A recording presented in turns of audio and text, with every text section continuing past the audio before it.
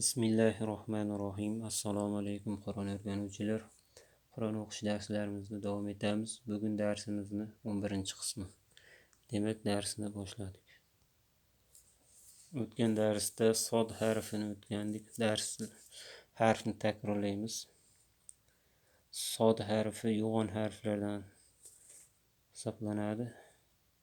Demak, maxraji tilni uchi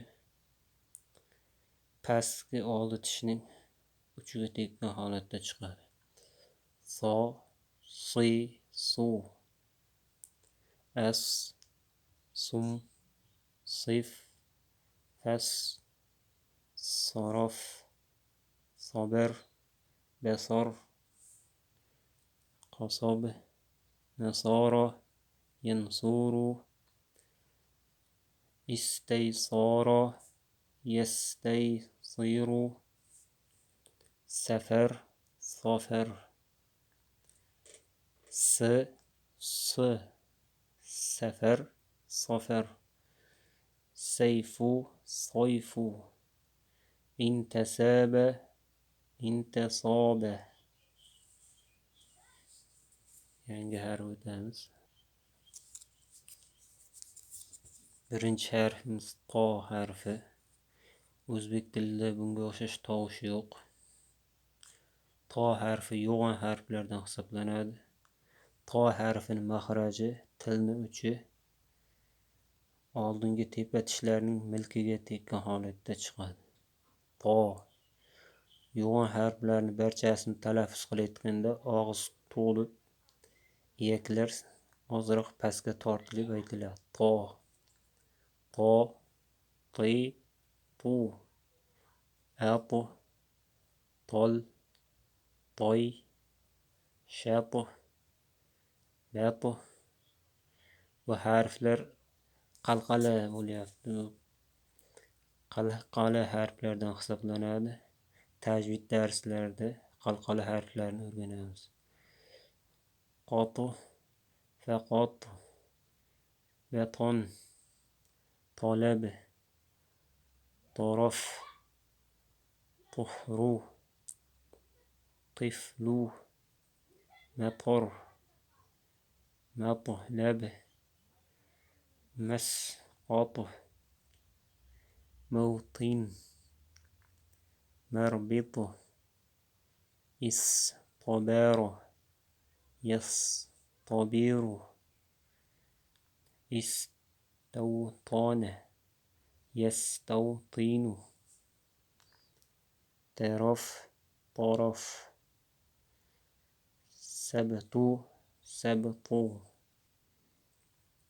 mustatir, mustatir. Takrorlaymiz. Qo, ti, qu,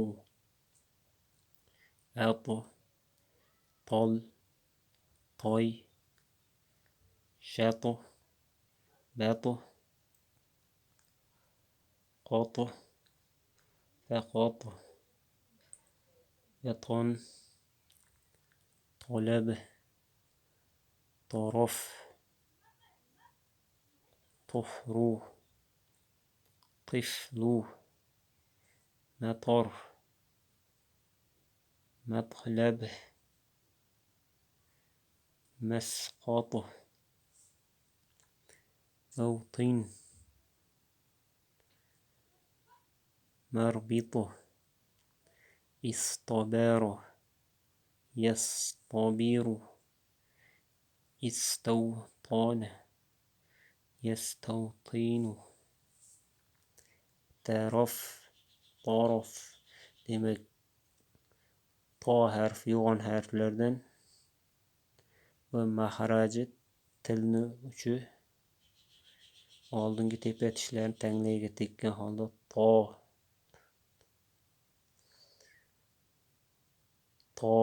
rof yo'g'onroq o'qiladi. Tarof, torof, sabtu, sabbu, mustatir, mustatir.